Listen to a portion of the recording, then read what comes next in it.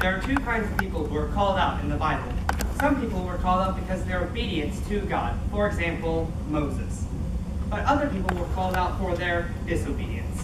Today, I'd like to show you 3 situations where Israel was called out because of their sin, and how Moses had to truly have been called out to deal with Israel, and to care about God's people over himself. In Numbers chapter 13, verses 1 and 2, God said to Moses to choose 12 leaders of the people of Israel to go into the land of Canaan and to spy it out. Later, in verse 25, when they come back, 10 of the spies said that the people of Canaan were too powerful, and the people of Israel were too weak to attack and overcome them. And this report led to a rebellion. Now, God's original plan to this situation was to kill them all and to start over with Moses. But Moses said to God that the Gentiles would blaspheme God, saying that God is a weak God, because God cared for Israel. And then, right as he was about to get them into the land of Canaan, he kills them in the desert. God listened and forgave Israel as he asked, but as punishment for their sin, God said that the people of Israel would wander in the wilderness for 40 years because of their unbelief.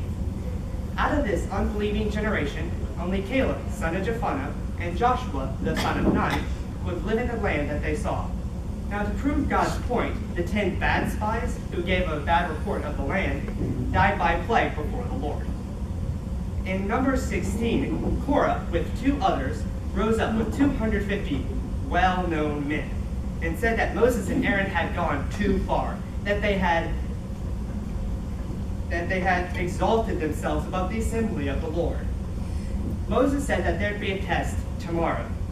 Korah, with his 250 followers, and Aaron would take censers, put fire and incense on them, and stand before the Lord. And the man whom the Lord chooses will be the Holy One, another term for high priest. Moses sent the same message to Korah's 2 co-conspirators, 2 brothers named Dathan and Abiram. But Dathan and Abiram said to Moses, and I'm paraphrasing here, "You said that you would take us to a land flowing with milk and honey, so where is it?" With that, they stayed home. Moses said to the people of Israel to get away from the dwellings of Korah, Dathan, and Abiram. Then, in front of Dathan, Abiram, and the entire people of Israel, Moses said that if he was not from God, let Dathan and Abiram die of natural causes, such as all men die. But if Moses was not from God, was from God, I already said that. Let these 2 men die of unnatural deaths, such as never before seen in Israel.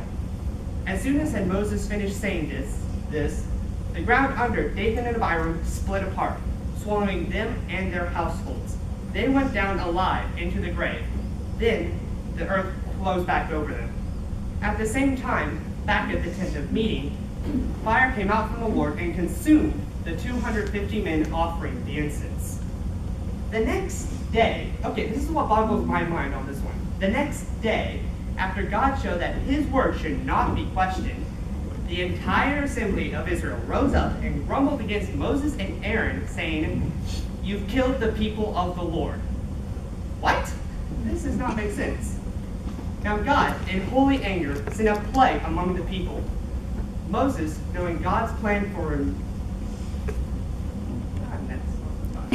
atonement for sin, said to Aaron, "Take your censer, put fire and incense on it, along with coals from the altar, and go and make atonement for the people of Israel.